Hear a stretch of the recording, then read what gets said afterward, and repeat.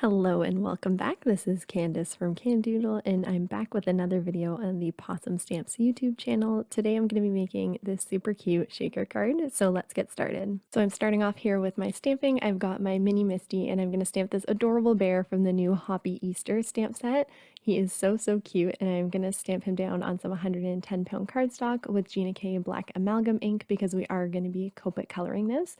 I did stamp it down twice because my ink pad is a little bit dry. And now off camera, I have cut this mama elephant all prettied up die, and this is going to serve to be our shaker window. So before I go ahead and assemble the card, I am going to add a sentiment. So this is going to be nice and clean and simple. So this is the happy birthday sentiment, which is from the macaroons stamp set. And again, I'm just going to use my black ink to stamp that down.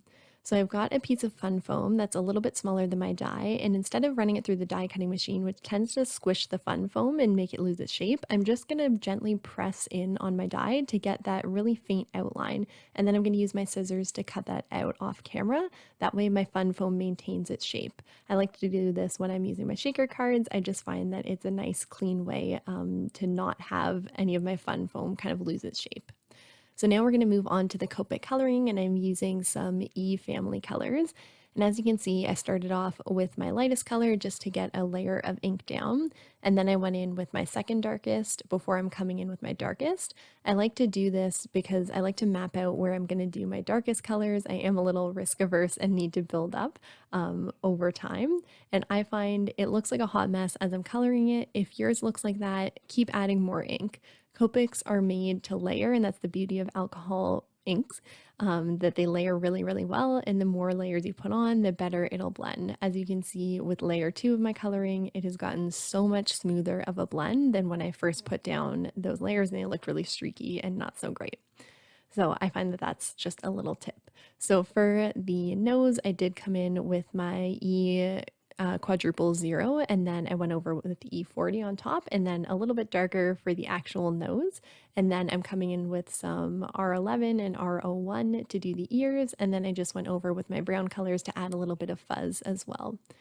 So now I am going to put my little bear behind my die cut piece, and then I'm going to line up my die cut and tape it down to my bear and run it through my die cut machine. I know this might sound a little crazy, but this is going to make sure it fits nice up and snug against my die cut, and it's going to lie flush. I just think this is such a nice element because then my bear is going to be able to go on top of my acetate rather than behind it. And I think that gives the card a really nice finish. So now I'm going to add my acetate to my die cut piece, and I'm just going all the way around with that Sukawang tape. I know this is a bit tedious, but I find that this tape tends to work the best with acetate. So it is worth the time for me, but you could definitely use liquid glue if you're more comfortable with that.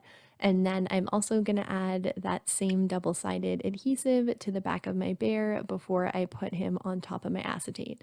I just find that this double-sided Sukawang adhesive, which is also called Be Creative tape, tends to work best with acetate in my experience, but use whatever you would like.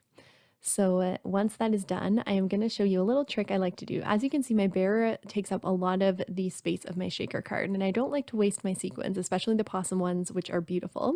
So what I'm going to do is take my fun foam and I'm going to stamp the bear down. As you can see, it's not a great stamp because we're just going to use this as a template.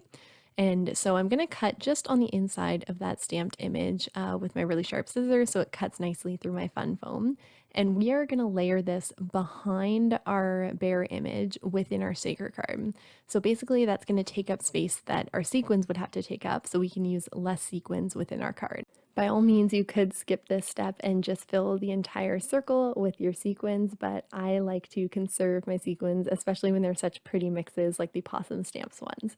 So as you can see, I have some acetate hanging over that I could have taped down better, but instead I just cut that off, and then I am going to come in with my double-sided tape again and put that all around my fun foam. So through the magic of fast forward, here we are, and I've peeled all that double-sided adhesive up, and I'm just going to stick that foam down to the back of my die cut, and then I'm going to do the same thing with my bear. As you can see, I have a little bit of excess fun foam, but it's really easy to cut and snip until I have the perfect fit.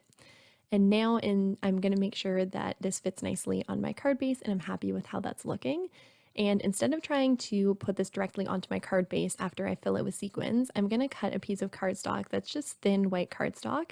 And I'm going to put that on the back of my shaker piece once it's full and then glue the whole thing onto my cardstock. I just find that a lot easier for centering it onto my actual card base. And I'm going to use this beautiful mix from Possum Stamps, which is the sparkling mint mix.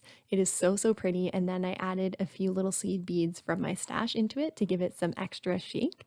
And it is so pretty once it's done. And I think they look really cute with the color of the bear as well. So I added adhesive to the back of that same double-sided adhesive, and then I'm coming in with my white piece of cardstock, and as you can see, it is shaking perfectly. And now I can come in with my regular glue and put glue all over the back of that, and then have some wiggle room to put it onto my card base and make sure it's nice and centered. And there we have the final card, a super clean and simple shaker card. You'll have to let me know if you like it down below in the comments. And of course, if you will use this technique to save some of your beautiful sequin mixes. Thank you so much for joining me here today for another video. Don't forget to give this a thumbs up and subscribe to the Possum Stamps YouTube channel so you don't miss out on any inspiration.